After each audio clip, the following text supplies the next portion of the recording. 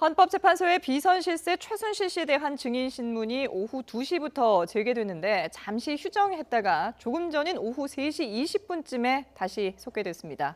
네, 이 자리에서 최 씨는 박근혜 대통령의 빚을 대신 갚은 적이 없다면서 대통령과 자신은 경제 공동체가 아니라고 반박했습니다. 네, 헌법재판소로 가보겠습니다. 자, 최두희 기자. 네, 헌법재판소에 나와 있습니다. 최순실 씨가 오후 재개된 변론에서는 어떤 답변을 내놨습니까?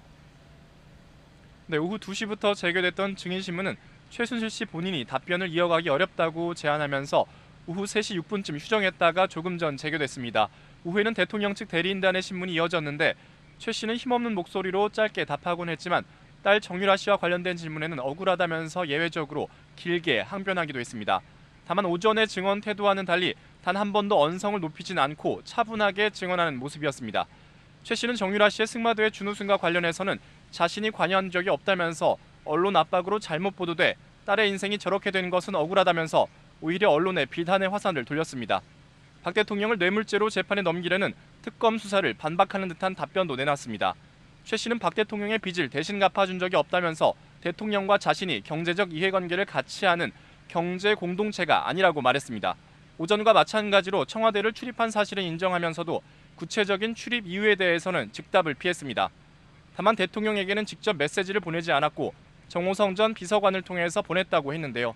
개인 사항을 대통령에게 부탁한 적도 없었고 청와대 문고리 3인방과 국정회의를 하지 않은 것은 물론 국무회의에 영향력을 행사한 적도 없다면서 부인했습니다.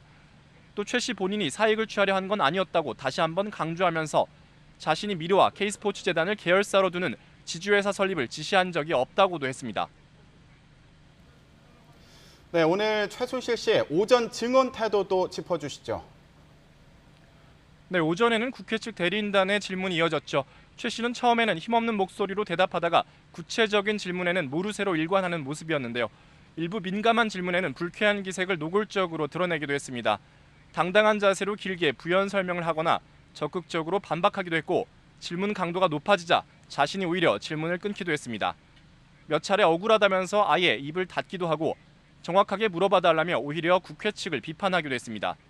최 씨는 청와대에 출입한 적은 있다면서도 구체적인 횟수 등에 대해서는 기억나지 않는다고만 말했습니다.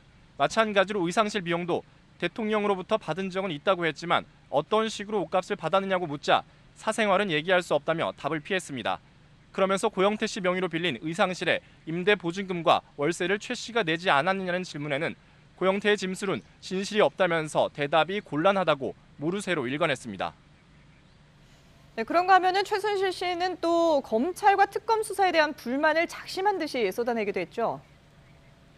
네, 그렇습니다. 최 씨는 검찰과 특검이 너무 강압적이고 압박적이라 거의 죽을 지경이라고 말했습니다. 또 대한민국 검사들이 제대로 수사할 의지가 있느냐면서 너무 압박과 강요를 받아 특검에도 못 나가고 있다고 주장했습니다. 이어 자신이 독일에서 오자마자 검찰이 정신없이 신문해서 신문조서를 제대로 된 것이라 인정하지 않는다면서 검찰의 신문조서가 적법하지 않다고까지 주장했습니다. 마찬가지로 검찰 조사에서 나온 태블릿 PC 등에 담긴 문건에 대해서도 검찰이 실물을 보여주지 않고 자료만 보여줘서 본 적이 없다고 주장했습니다. 지금까지 헌법재판소에서 YTN 최두희입니다.